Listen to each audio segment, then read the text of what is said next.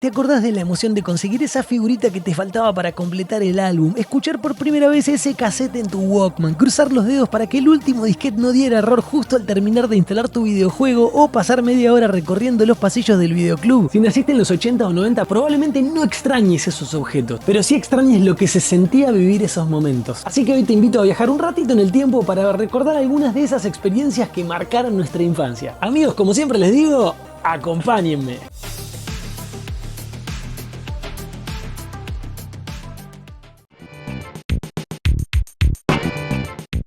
¿Se acuerdan de esa sensación al abrir un paquete de figuritas esperando que por fin apareciera la que faltaba? En los 80 y los 90 hubo álbumes de todo lo que nos apasionaba. Las Tortugas Ninja, los Cazafantasmas, Robocop, Terminator, el Mundial de Fútbol. Cada nueva película, serie o campeonato importante parecía venir acompañado de un álbum nuevo. Y claro, comprar el álbum era apenas el comienzo, porque la verdadera aventura empezaba cuando intentaba llenarlo. Y acá creo que todos teníamos nuestro pequeño ritual. Abríamos el sobre con muchísimo cuidado, separábamos las nuevas de las repetidas y enseguida aparecía la pila de las que iban a servir para cambiar. Muchas veces comprábamos los paquetitos antes de entrar al colegio y si no, el recreo era el momento más esperado porque ahí empezaba el mercado más importante de nuestra infancia. La tenés repetida, me cambiás por esa, te doy dos comunes por una brillante y todos conocíamos a ese compañero que tenía justo la figurita que nos faltaba, pero quería cambiarla por media colección. Y hoy miro para atrás y hago un análisis un poco distinto porque si bien el objetivo siempre fue llenar el álbum, lo emocionante era todo lo que pasaba en el medio, la ilusión de abrir un paquete nuevo, la esperanza de encontrar esa figurita imposible, los cambios en el recreo, llegar a casa y pegar una más en el álbum. Hace poco, durante la fiebre del álbum del Mundial 2026, hablaba con el hijo de un amigo y le contaba que nosotros llenábamos los álbumes cambiando figuritas en el colegio. Me miró sorprendido y me preguntó por qué no comprábamos todas las figuritas juntas de una vez, y ahí entendí algo. Independientemente a que por ahí no teníamos plata para hacer eso y tampoco creo que se hayan vendido todas las figuritas para llenar un álbum, los nenes de hoy están creciendo sin esa experiencia.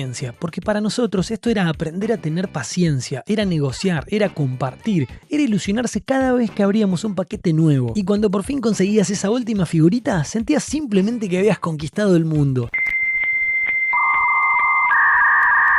Si creciste en los 90, el sonidito de recién todavía te pone la piel de gallina, de eso estoy seguro. Hoy agarramos el celular, tocamos un icono y en un segundo estamos en internet. Pero antes no era así, conectarse a internet era todo un acontecimiento. Primero había que prender la computadora, abrir el programita de conexión y esperar ese concierto de pitidos, chirridos y ruidos metálicos que parecía que la computadora estaba tratando de hablar con otra máquina del otro lado del mundo. Y acá venía una regla que todos conocíamos de memoria y era que nadie levantara el teléfono, porque internet en ese momento viajaba por la misma línea telefónica de la casa. Si alguien atendía una llamada, chao conexión, había que empezar todo de nuevo. Más de uno esperaba que toda la familia se fuera a dormir para conectarse tranquilo. Incluso hay quienes cuentan que tapaban el gabinete de la computadora con frazadas para que el ruido del módem no despertara a nadie. Me incluyo, lo reconozco. Porque todo valía con tal de entrar un rato a ese mundo nuevo. Y cuando por fin lograbas conectarte, ahí empezaba la magia. No importaba si fuera lento, no importaba esperar varios minutos para bajar una canción o ver cómo una foto aparecía cargando lentamente de arriba hacia abajo, línea por línea. En ese momento nos parecía increíble. Estábamos viendo algo que llegaba desde cualquier parte del mundo, directo a la pantalla de nuestra computadora. Seguramente muchos de ustedes recordarán los famosos CDs de AOL, América Online, que prometía horas de internet gratis. Recuerdo cuando llevé ese CD a casa y disfruté de mi internet gratis durante 30 días. Y al final del mes, cuando llegó la factura del teléfono, entendí que lo gratis había sido el proveedor, porque el pulso del teléfono había que pagarlo lo mismo. No les cuento en los problemas que me metí. Creo que lo más lindo de esa época era que casi nunca nos conectábamos buscando algo específico. Nos conectábamos simplemente para explorar, para descubrir páginas nuevas, entrar a un chat, crear una nueva cuenta de correo o navegar sin rumbo, porque en definitiva todo ese mundo era nuevo y nos sorprendía. Hoy internet es miles de veces más rápido, pero hay algo que nunca volvió a sentirse igual y es esa emoción de escuchar el ruidito loco de ese módem conectarse y pensar a ver con qué me voy a encontrar hoy.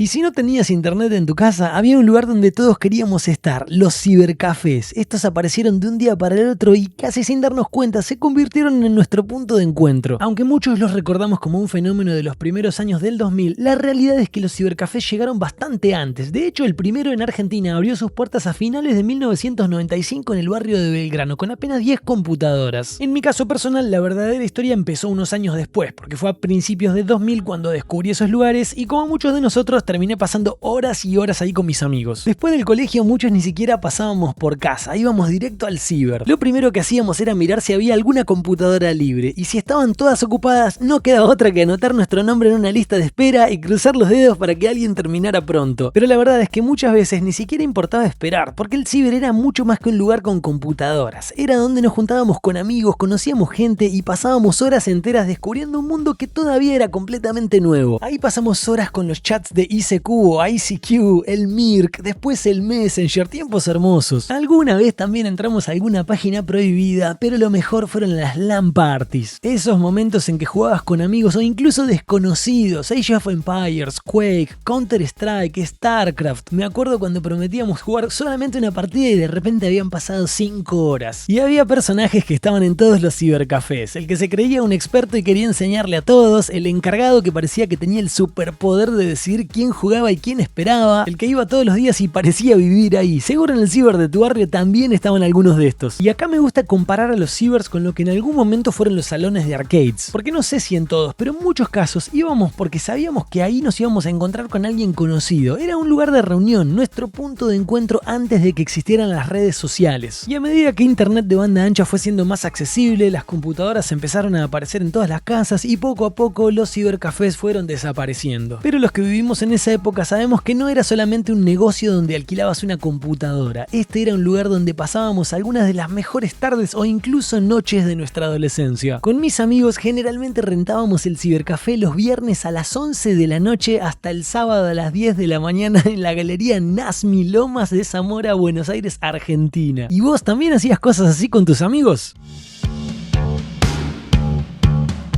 Mucho antes de Netflix, Disney Plus o cualquier plataforma de streaming, elegir una película era una aventura, porque ir al videoclub era casi un plan familiar. Muchas veces llegaba el viernes a la noche o el sábado después del almuerzo y alguno decía esa frase que todos queríamos escuchar: ¿vamos a alquilar una peli? Y desde ese momento empezaba el ritual: caminar entre las estanterías, mirar una por una las carteleras, dar vuelta a las cajitas para leer la sinopsis y discutir durante media hora qué película íbamos a llevar. ¿Y se acuerdan del gran problema que enfrentábamos si alguien había llevado la única o la última copia que quedaba de esa película que teníamos ganas de ver? No había mucho para hacer. Había que elegir otra y volver la semana siguiente con la esperanza de tener mejor suerte. Y algunas veces no era solamente una película, porque muchas veces aprovechábamos y alquilábamos 2 o 3, y ni hablar si enganchabas una oferta. Pero los videoclubs no vivían solamente del cine, porque muchos también alquilaban consolas de videojuegos. De hecho, la primera vez que yo jugué con una consola fue con un Family Game gracias a que mis padres lo alquilaron para un fin de semana. Mientras grabo este video realmente no puedo creer cómo han cambiado las cosas, amigos.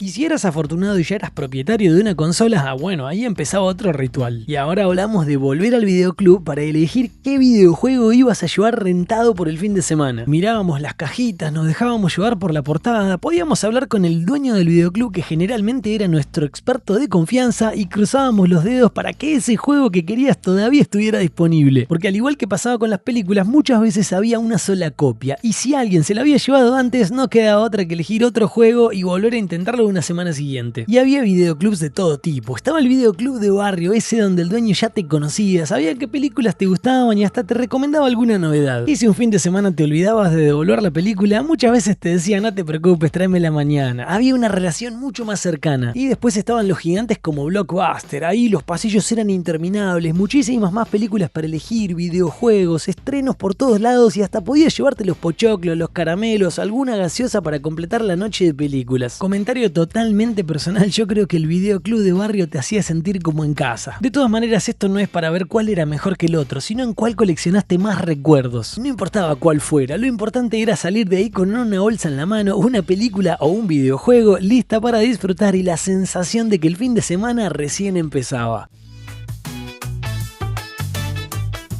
Hoy tenemos acceso a cualquier canción a través de plataformas de streaming, pero hubo una época en la que salir de casa con tu música era algo completamente nuevo. En 1979 Sony lanzó el primer Walkman y cambió para siempre la forma de escuchar música. Por primera vez podías ponerte unos auriculares, salir a caminar y llevar tu banda sonora a cualquier parte. Y aquí aparece el personaje clave del desarrollo del Walkman, y es el cassette. Los originales eran un tesoro, pero también estaban esos cassettes vírgenes donde grabábamos nuestras canciones favoritas directamente de la radio, esperando durante durante horas a que el locutor no hablara justo encima del comienzo del tema. Y cuando finalmente conseguías esa canción, apretabas stop como si estuvieras desactivando una bomba para que la voz del conductor no arruine tu pista. Y así también armábamos nuestros propios compilados, especialmente para un viaje, para escuchar todo el verano, o si eres un poco más valiente, para regalárselas a alguien que te gustaba. Claro que el Walkman también tenía sus pequeñas peleas. Si caminabas muy rápido, corrías o el cassette estaba medio gastado, la música empezaba a sonar rara, se frenaba o directamente la cinta se trababa. Y ahí aparecía nuestra gran aliada, la Virome, porque con ella íbamos enrollando la cinta de a poquito para enderezarla y salvar el cassette. Y de paso, más de una vez también lo usábamos para rebobinarlo sin gastar las pilas del Walkman. Hoy todo entra en un teléfono, es más rápido y menos complicado, pero hay algo que nunca volvió a sentirse de la misma manera, y es ese momento de ponerte los auriculares, apretar play y salir caminando con un Walkman en el bolsillo.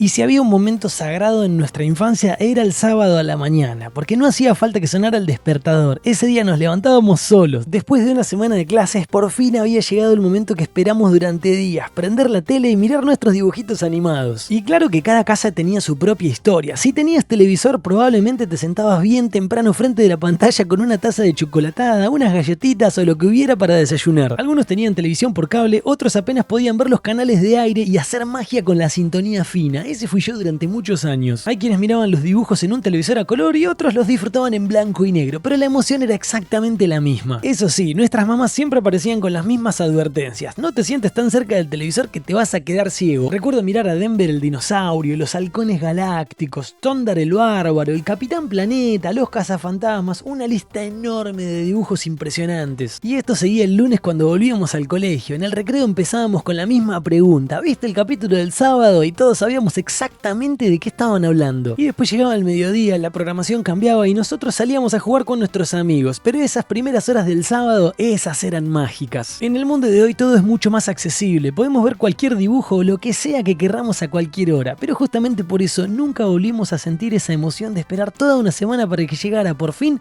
el sábado a la mañana. Hoy llevamos terabytes de información en cualquier disco externo que entra en un bolsillo, pero hubo una época en la que toda nuestra vida digital dependía de un pequeño cuadradito de plástico llamado disquete. Los más populares para nosotros fueron los de 3,5, que tenían una capacidad de 1.44 megas. Para que te des una idea, hoy una sola foto sacada con un celular puede ocupar varias veces más espacio que un disquete entero. Y aún así, ahí guardábamos de todo: los trabajos del colegio, dibujos hechos en Paint, documentos de Word, partidas guardadas y por supuesto videojuegos. Me acuerdo perfectamente que instalar Mortal Kombat 2 requería 7 disquetes, exactamente 7, y había que ir cambiándolos uno por uno mientras la computadora te pedía: inserta el disco número 2, ahora el 3, ahora el 4 y así. Imagínate hacer eso hoy con un juego de PlayStation, por ejemplo, que pesa unos 100 GB promedio. Necesitarías unos 70.000 disquetes, una montaña de plástico que pesaría más de 1 tonelada. Y si un amigo te prestaba un programa o un juego, había otro momento de tensión. Llegabas a tu casa, metías el disquete en la lectora, escuchabas ese ruidito tan característico y empezabas a rezar para que no apareciera el temido error de lectura, porque si ese disquete había sufrido un golpe o estaba dañado, había que volver a pedirlo prestado. Hoy compartimos archivos en segundos por internet. Antes, compartir un juego significaba llevar un disquete en una mochila y cruzar los dedos para que llegara sano. Y si bien los disquetes desaparecieron ya hace muchos años, todavía siguen vivos en un lugar donde los vemos prácticamente todos los días. Y es ese icono de guardar que aparece en casi todos los programas. Bueno, eso sigue siendo justamente un disquete.